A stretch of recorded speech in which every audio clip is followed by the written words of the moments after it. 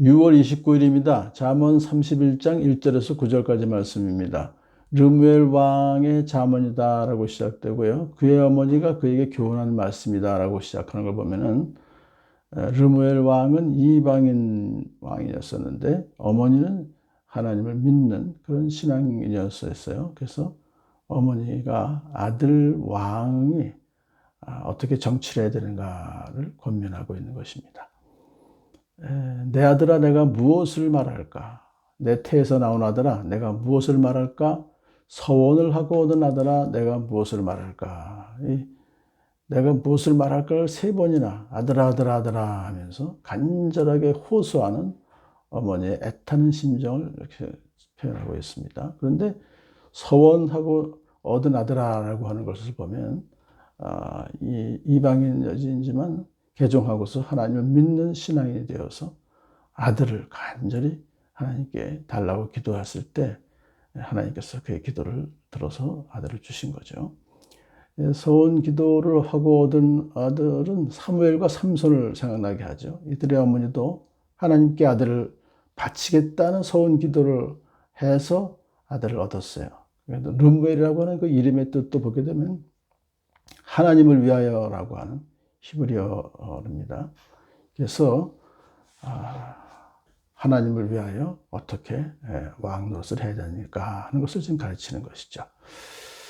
자, 어머니는 아들을 애절하게 부르면서 자기가 말하는 것을 잘 받아들이도록 그런 마음으로 지금 당부하는 것입니다. 특별히 하나님께 헌신된 사람답게 서원하고 나온 아들답게 지혜의 가르침을 잘 받아들이라고 당부합니다. 첫 번째 당부는 여자에게 너의 힘을 쓰지 말아라. 여자에게 너의 힘을 쓰지 말아라 하는 걸 보면 고대 사회에서는 첩이 얼마나 많으냐로 그 왕의 권력을 과시했던 잘못된 관행이 있었죠. 그래서 아들이 또 여자들을 많이 첩으로 들일까 봐 그렇게 여자에게 너의 힘을 쓰지 말아라 그렇게 한 것입니다. 여자는 임금도 망하게 할 수 있기 때문이다. 그러므로 여자에게 너의 길을 맡기지 말아라. 그 왕이 많은 여자들에게 마음을 뺏기다 보면 백성을 돌보는 일을 소홀히 하죠. 그래서 나라가 망하게 될 수가 있어요. 솔로몬도 정치적인 이유로 많은 처첩을 두었었는데 그의 말년에 그들이 왕을 우상 숭배로 이끌고 나라를 어렵게 만들었습니다. 근데 이 말은 왕에게만 적용되는 것이 아니라 크고 작은 공동체의 지도자들에게 다 해당되는 말이죠.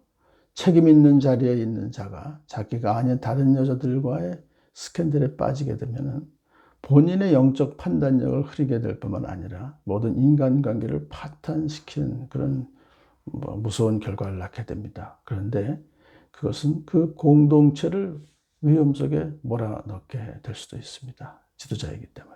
따라서 여자에게 너의 힘을 쓰지 말아라. 이것은 아내 이외에 다른 여자에게 너의 힘을 쓰지 말아라는 충고를 받아들여야 될 것입니다. 두 번째로 르무엘의 어머니는 아들에게 술에 빠지지 말라고 충고합니다. 르무엘아, 임금에게 적합하지 않은 일이 있다. 포도주를 마시는 것은 임금에게 적합한 일이 아니다. 독주를 찾는 것은 주권자들에게 마땅하지 않도다. 이 포도주나 독주에 취하면 된다는 얘기죠. 근데 술을 먹고 나중에는 결국 술에 취하게 됩니다. 술을 마시기 시작하면은.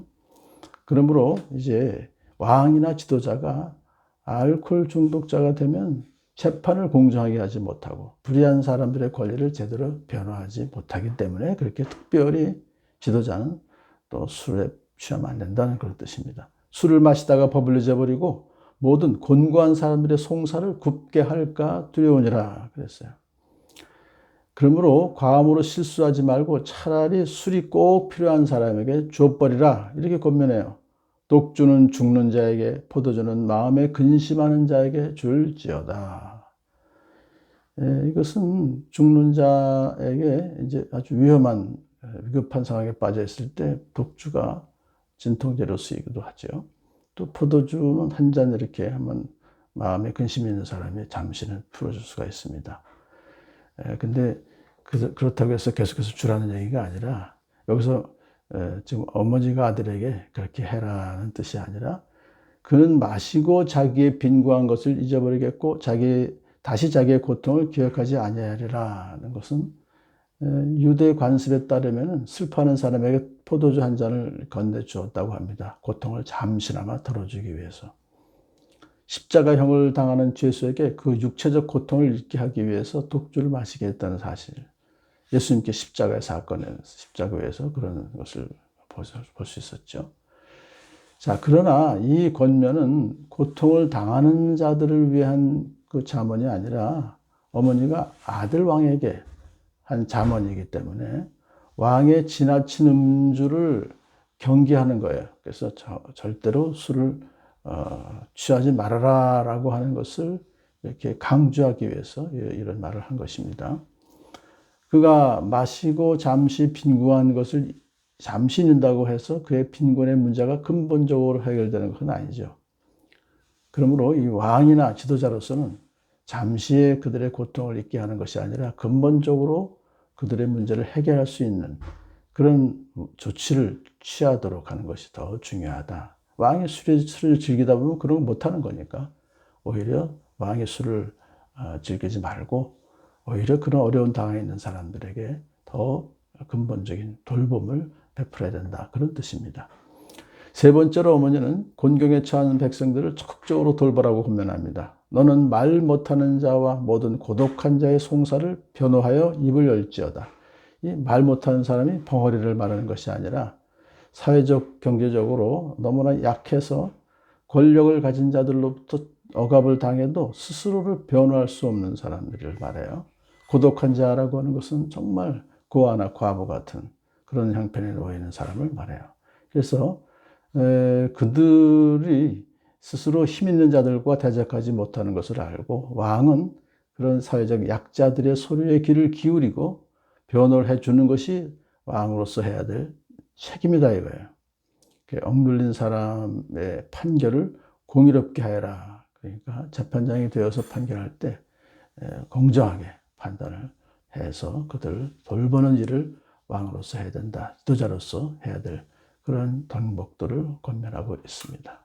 오늘 우리가 살아가는 이 사회에 고통당하고 있는 이웃들을 외면하지 말고 그들의 고통을 들어주고 또 그들을 변호하며 살아가는 저와 여러분 되길 간절히 소원합니다.